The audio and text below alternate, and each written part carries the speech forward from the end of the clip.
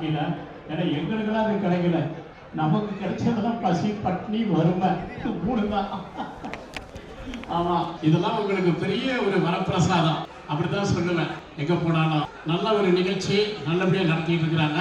கண்டிப்பா நாங்க சேலமர தொழிலாளர் சார்பாக நான் வாழ்த்துக்களை உங்களுக்கு பதிவு செய்து கொள்கின்றேன். என்பு சகோதரர்கள் நிறைய பேர் சேலத்திலிருந்து வந்திருந்தாங்க.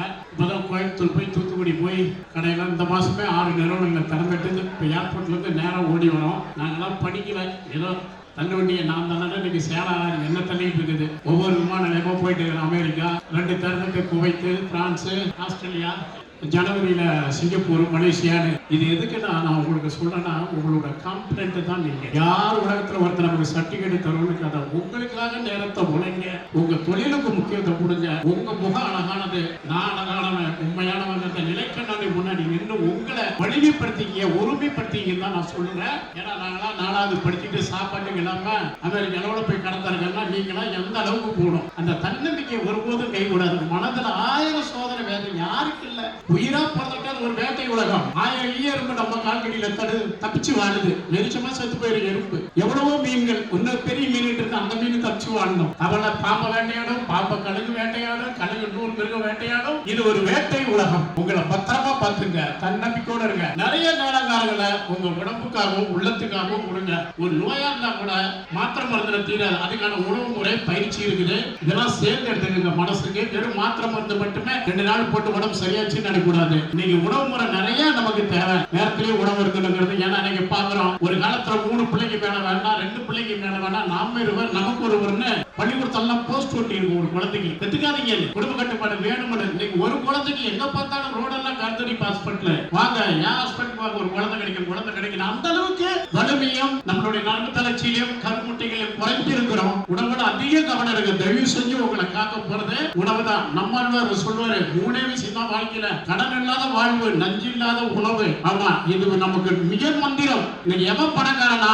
எல்லாரும் பணக்காரன் கிடையாது. எவன் ஒருவேளை நல்லா நிம்மதியா சாப்பிடா பாருங்க வயிற்றுக்கு, நான் எதை வேணாலும் சாப்பிடுவேன். நான் அதுல ஒரு ஆள் தான் சாப்பிடுவேன். அது மாதிரி நல்ல புரோட்டீன், விட்டமின் சி, ஃபாரின்ல இந்த சிஸ்டம் இருக்குது. உணவுக்கு எந்த அளவுக்கு மென்னு சாப்பிடுங்கிற அளவு கூட அளவு கூட வச்சிருக்கானுங்க. நம்ம தான் எடுத்தோம் கவித்தான் சாப்பிட்டு வருத்தப்பட்டுக்கிறோம். மனத்துளி உங்கள் உயிர் துளி. அதை ஒருபோதும் கைவிடாம காம்பிடண்டா அந்த எடுத்த தொழிலுக்கு தெரிஞ்சதை செஞ்சு நம்மளை உங்கள் வாழ்க்கையை வளமா வச்சுங்க. எந்த இடத்துல ஈகோவோ இல்ல எந்த ஒரு பிரஸ்டேஜுக்கோ மனசு இடம் கொடுக்காது. யாரும் நமக்கு சர்டிபிகேட் வந்தாங்க, நம்ம உழைக்காம என்ன நடந்துருச்சு? ஒருத்தர் சொல்லுங்க, நான் உழைக்காம ஒண்ணு நடந்துருச்சு என் வாழ்க்கையில. உங்க தொழிலுக்கு நேரம் கணக்கல, பிள்ளைகளுக்காக, பிள்ளைங்க அப்பா அம்மாவுக்காக, தொழிலுக்காக உங்களை வலிமைப்படுத்திக் கொள்ளுங்க. வலிமைப்படுத்திக் கொள்ளுன்னா என்னைக்கு சொல்லுவோம். அதனாலதான் நானு ஹோட்டல்ல டீ கிளாஸ் கழுவுறது, எப்ப மண்டலத்துல சாணி வித்தது உங்க தம்பிமார்களுக்கு எல்லாம் தெரியும். எதையுமே நான் மறைக்கிறதுல, ஏன் மறைக்கிறதுல உங்களுக்கு ஒரு நம்பிக்கை வேணும். இதெல்லாம் எல்லாமே ஒருத்தர் அப்படி வருவானா அப்படிங்கிறது உங்களுக்கு எல்லாம் தெரியணுங்கிறதுக்கு தான் நான் 150 காரணம்னால 50 கூடு கட்டினால எல்லாத்தையும் கூட்டிட்டு இருக்கிறேன். வீட்லயே ஹோட்டல போட்டு அதுக்காக சோறு போட்டுட்டு இருக்கிறேன். என் வீட்டுக்கு யார் வந்தாலும் வீட்டுக்குள்ளேயே ஹோட்டலு.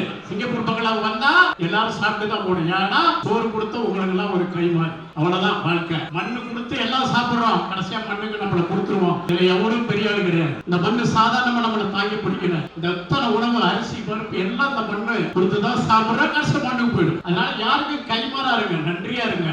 யாருக்கும் உங்க தொழிலுக்கும் உங்க இதுக்கும் ஃப்ரெண்ட்ஷிப் வந்தீங்களா ஒருபோதும் துரோகம் பண்ணிடாதீங்க. எந்த இடத்துக்கு போனாலும் நான் சிறு தொழிலாளி கூட கை விட்டதுல எல்லாருக்கும் ஹோட்டல் போட்டு கொடுத்து முதல்ல கை விட்டேன். தொழிலாளிகள் என் பிள்ளைங்களாம் இன்னைக்கு ஓனர் ஆயிட்டு இருக்கிறாங்க. இன்னைக்கு ஒரு எடுத்துக்காட்டா சேலம் மாறான் வந்து இன்னைக்கு உலகெங்கும் தளபதித்துக் கொண்டு யாழ்ப்பாணத்துல திறந்துட்டு போர் பகுதியில இந்த வேலையை விடுறதில்ல. உங்களுடைய நம்பிக்கைக்கு, உங்களுடைய மனத்தினத்தையும் யாருக்காகவும் சரி செய்யாம நீங்க தான் உங்களை பார்த்துக்கணும். உங்க நேரங்கள் ஒரு தொழில் கொடுத்துட்டு வாழ்க வளமுடன். அன்பு தம்பி ஈவெண்ட் நடத்திட்டு இருக்காரு. தம்பி சரி செஞ்சு உன்னை மறக்க முடியாது. அதான் நான் ஏர்போர்ட்ல இருந்து நேரம் வீட்டுக்கு போனா லேண்ட் ஆகிட்டு வந்துட்டேன். உங்களுடைய அன்புக்காக தங்கையும் நடந்தது. வாழ்த்துக்கள், வாழ்த்துக்கள். பண உறுதி தான் உங்களுக்கு பணத்தை தரும் என்று கூறி வாய்ப்புக்கு நன்றி. விட்டா போற விட்டு ஓடிடுவேன். வாழ்த்துக்கள்னா போய் பேட்டியெல்லாம் பார்க்கணும், வெயிட் பண்ணுவாங்களா? வாழ்த்துக்கள். ரொம்ப ரொம்ப நன்றி உங்களோட வார்த்தைகளுக்கு. ஊடக செய்திகள் யாவும் உடனுக்குடன் தெரிந்து கொள்ள RR தமிழில் கண்டு களியுங்கள்.